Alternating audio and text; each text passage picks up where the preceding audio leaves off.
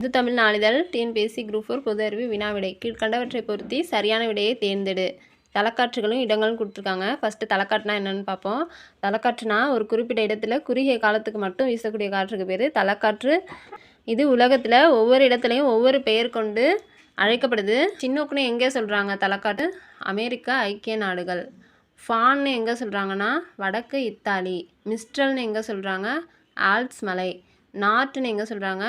Mexico வளைகுடா. Sirocco அப்படின்னு எங்கே சொல்கிறாங்கன்னா ஆப்பிரிக்காவில் சொல்கிறாங்க. லூ அப்படின்னு எங்கே சொல்கிறாங்கன்னா தார் பாலைவனம் இந்தியா.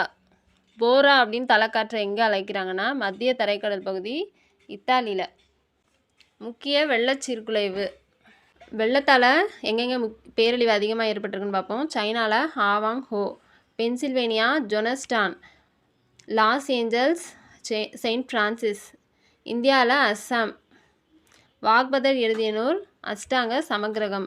பஞ்ச சித்தாந்திகா எழுதினது வராகமிகிரர். அமரகோஷம் எழுதினது அமரசிம்மர். கொரில்லா போர்முறை என்றால் என்ன? கொரில்லா போர்முறைங்கிறது முறைசாரா போர்முறை. மராத்தியர்கள் இந்த முறைசாரா போர்முறை தான் பயன்படுத்தியிருப்பாங்க. கொரில்லா போர்முறை மராத்தியர்கள் நன்கு கற்று வச்சுருந்தாங்க.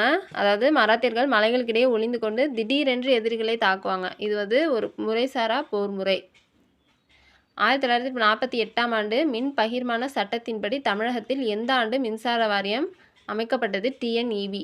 டிஎன்இபி எந்த ஆண்டு அமைக்கப்பட்டது? 1957 ஜூலை 1. பிராக்குய் மொழிகளுக்கும் திராவிட மொழிகளுக்கும் இடையே உள்ள ஒற்றுமையை கூறும் கல்வெட்டு லிசியர் கல்வெட்டு. லிசியர் கல்வெட்டு தான் பிராக்குய் மொழிகளுக்கும் திராவிட மொழிகளுக்கும் இடையே உள்ள ஒற்றுமையை கூறுது. ரிக்வேத காலத்தில் அரச குமாரர்களுக்கு கற்பிக்கப்பட்ட போர்க்கலை இவ்வாறு அழைக்கப்பட்டது.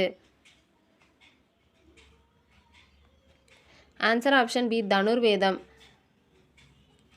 தனுர்வேதம்ங்கிறது ஒரு போர்க்கலை. பொறுத்துக. வரிசை 1, வரிசை 2. பொதுப்பணி தேர்வாணையம் 1929. இந்த அறநிலைய சட்டம் 1926. ஆந்திரா பல்கலைக்கழகம் 1925. பணியாளர் தேர்வு வாரியம் 1924. கீழ் வருவனவற்றை பொருத்தி சரியான விடையை தேர்வு செய்க. பானிபட் போர் கிபி 1526. காக்ரா போர் 1529. கான்வா போர் 1527. சந்தேரி போர் 1528. வேளாண் உற்பத்தியை அளவிடும் முறை. நிலம் மற்றும் உழைப்பின் உற்பத்தி திறன். பழமை பொருளியல் அறிஞர்கள் டேஷ் கொள்கையில் நம்பிக்கை கொண்டிருந்தனர். தடையில்லா வாணிபம். பொறுத்துக.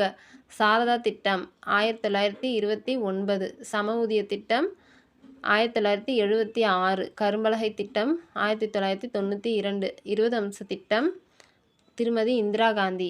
பின்வரும் உபகரணங்களில் ஒளி சைகைகளை மின்னியல் அல்லது மின் அணு சைகைகளாக மாற்றுபவை. 1 மற்றும் 2 மட்டும். இலக்க ஒளிப்பட கருவி, தொலைநகரி. இது ரெண்டும் தான் ஒளி சைகைகளை மின்னணு சைகைகளாக மாற்றுது. கைகள் நீட்டப்பட்ட நிலையில் சுழலும் நாற்காலியின் மீது அமர்ந்திருக்கும் ஒருவர் திடீரென கைகளை மடக்கும்போது கோண திசைவேகம் அதிகமாகும். கீழ்கண்ட கூற்றுகளில் எவை தவறாகும்? ஒளியாண்டு என்பது காலத்தின் ஒரு அலகாகும். ஒளியாண்டு என்பது காலத்தின் ஒரு அலகு கிடையாது. ஒளியாண்டு என்பது வெற்றிடத்தில் ஒளி ஒரு வருடத்தில் பயணிக்கும் தூரம் தான் ஒளியாண்டு எனப்படும். ஒரு ஒளியாண்டு என்பது 9.46 × 10⁻15 மீட்டர் தான் ஒரு ஒளியாண்டு. வானியல் அலகு என்பது தொலைவின் ஒரு அலகாகும். ஒரு வானியல் அலகுங்கிறது 1.496 × 10⁻11 மீட்டர். பார்செக் என்பது நிறையின் ஒரு அலகாகும். ஒரு பார்செக் என்பது 3.08 × 10⁻16 மீட்டர். தவறான ஜோடியை கண்டறிக. சலவை சோடா Na2CO3.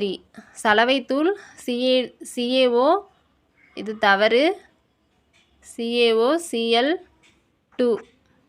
பாரிசாந்து CaSO4 ½ H2O. சமையல் சோடா NaHCO3.